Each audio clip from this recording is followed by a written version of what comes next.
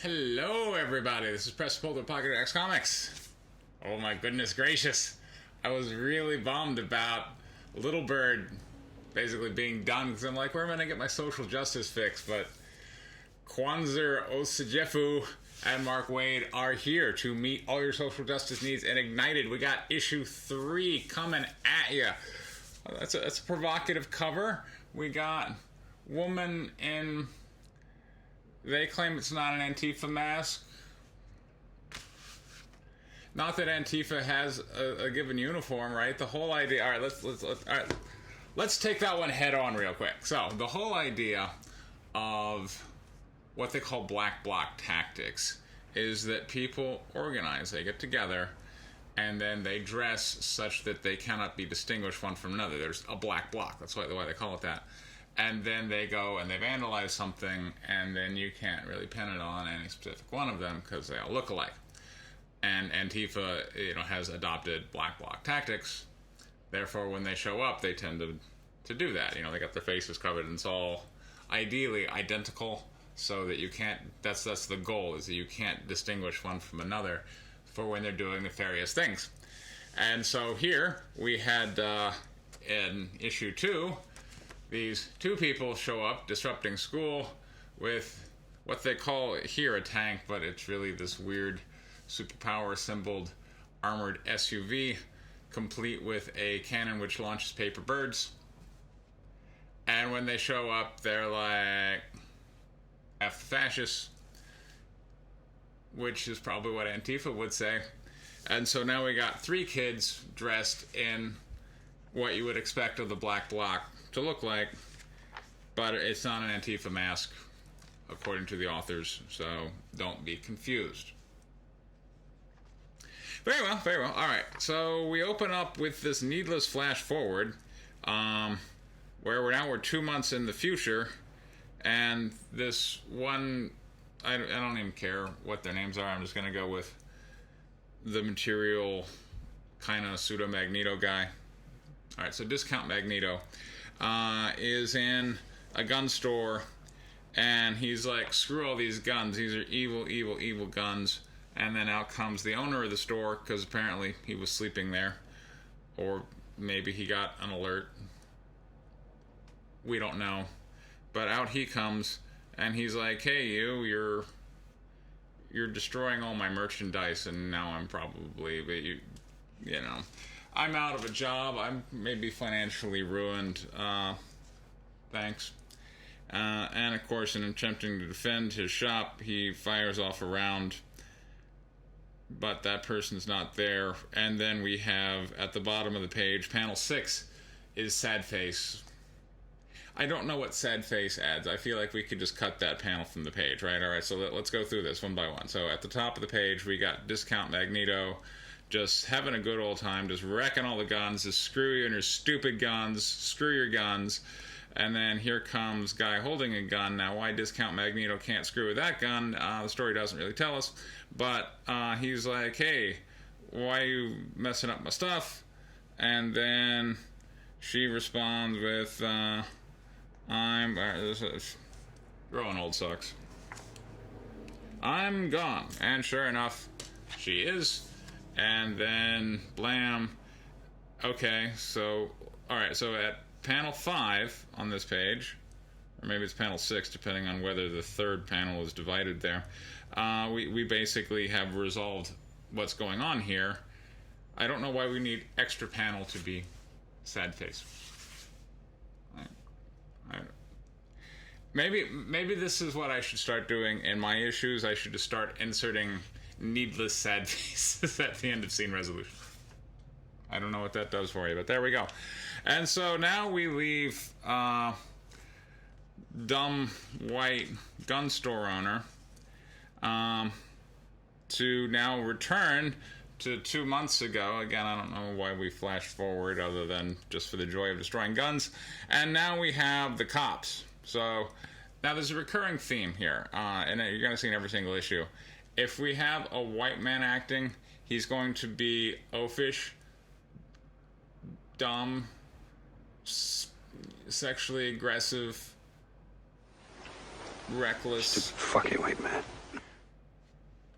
pretty much. Yeah, it's pretty much. Whenever you see, and particularly you can't let white men get in groups because then the groups do stupid things. And now you mix in guns. Oh my God! Like you can tell, like that's absolutely where the writers are coming from. Like you can't let white men get in groups with guns. They'll do horrible, horrible things. Wow, that sounds like a racist sentiment, but I'm sure they would disagree with that. Okay, so these cops are like, oh, these are the people who fired the paper birds and disrupted the school with their armored SUV. I'm gonna train a gun on them, which is where we got this wonderful cover image. And then here comes the radio wave guy, kind of discount Captain Marvel, who destroys all the electronics, and then the cops are like, huh, my walkie-talkie is gone. Oh, hey, look at that. They use the distraction to run away, and then the cops are like, oh, we should probably apprehend them, but then we finally have the voice of reason. A woman shows up, and she's like, listen, you dummies. Yeah, okay, let's read this riveting dialogue from the voice of reason here. There's a tank. I feel like you have to say it that way. I feel like that's what the author intended me to. There's a tank. First, just stay calm and tell me. No one pointed another gun at these kids. We're going to have enough new problems starting this weekend if the information I'm getting is correct. And one of the kids basically say, oh, one of them, that's their mom. Everybody back inside, so... Mother Murphy, who teaches metalworking at this school, or is this a vehicle for some play? And then the vehicle disintegrates, and then we leave them. So I'm not exactly sure what the maternal wisdom the mom had to impart was, other than, hey, don't point a gun at children.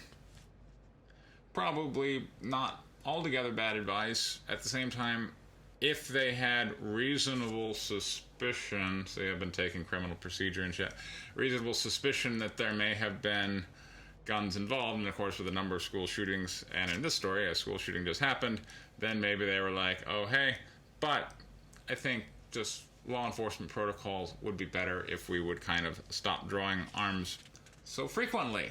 But that's my personal prejudice, and apparently the personal prejudice of the writer. So we agree on that one. Law enforcement probably draws a little bit too early. If only we had more lady cops around to go, don't do that. Okay, so now we've got... The rest of the issue just doesn't really do much. The story, by the way, takes place in Phoenix. So these kids managed to run away from school in Phoenix and find this really lush green area that Phoenix is known for. It's just beyond the school. See, there's the school fence, and you can see there's this really lush green area. Look at all these trees and a nice little creek. Boy, Phoenix just... I'd never seen Phoenix so green. There must be some kind of make Phoenix green and growing thing, because I've been to Phoenix a bunch, and I've never seen anything like that. Just this big, lush, green, foresty area that looks like, the Pacific Northwest. Or maybe, like the Appalachian Mountains kind of thing. Like, I think Phoenix. Why did they set the story in Phoenix if they're not going to embrace the desert part of it? But anyway. So, and then kind of discount Captain Marvel shows up, and everybody is just... We spend the rest of the issue going, school shooting is bad. Oh, hey, remember that time we had a school shooting? That was bad, right? Yeah, that was totally bad. Except I got superpowers from it. And you got superpowers? Yeah, I got superpowers. And then they kind of exchange their superpower origin story, which all relates to school shooting bad. And that's where we spend the rest of the story, just out here in this really lush forest. God, look how green that is. We got a character with green hair. It's all just kind of matching in. Like, wow. So we're out in this... Look at how lush that forest... I'm sorry, I just can't... I've never seen Phoenix like that. But, so we're out here in Phoenix, and then when we find... After we've done discussing school shootings bad, hey, I got superpowers, didn't you? That's cool. We now come up with a newscaster who's telling us, oh, by the way, a whole bunch of dumb white men have gotten together, and they have guns, and nothing good can come from that. This is causing hysteria. And the governor is probably warning, look out, there are armed white men in a group. So, if you don't believe me, look, just read this wonderful thing here. Just received word that tomorrow, who plans a march with 1 day notice? How do you get a permit? Anyway. That tomorrow, Phoenix Academy is the planned site for an event for an out-of-state organizers are called the March for. I think at least there's one person of color in there, just so we're not all just a bunch of dumb white guys. There's a bunch of dumb white guys and one poor dumb POC. Sorry, dumb POC. You shouldn't have listened to us white people. It's led to nothing but trouble. Where they claim they will be the ultimate solution to the week-long controversy surrounding the protection of the Academy students. Law enforcement authorities are already referring to the march as a catastrophically timed powder keg as local protesters began to gather. Police and state troopers and hurriedly erecting barriers and organizing demonstrations to contain the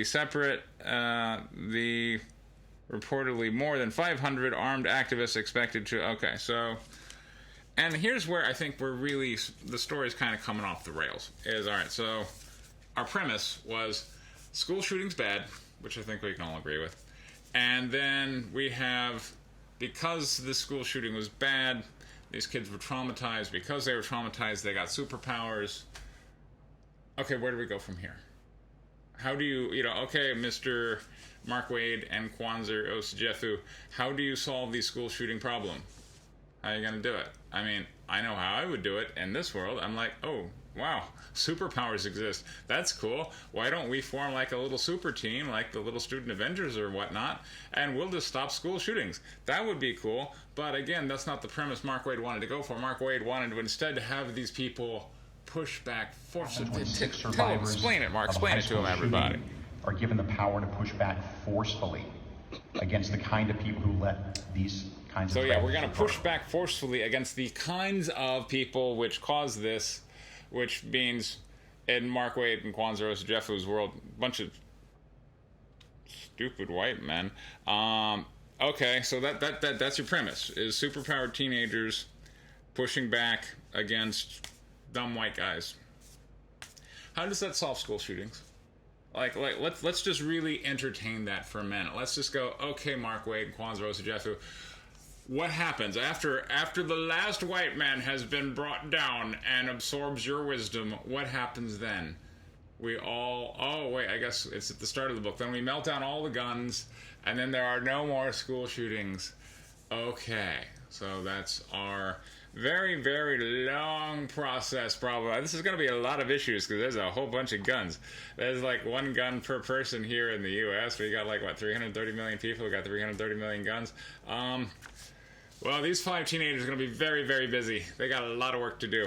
Other than that, this issue really went nowhere. It went into the lush green forest of Phoenix.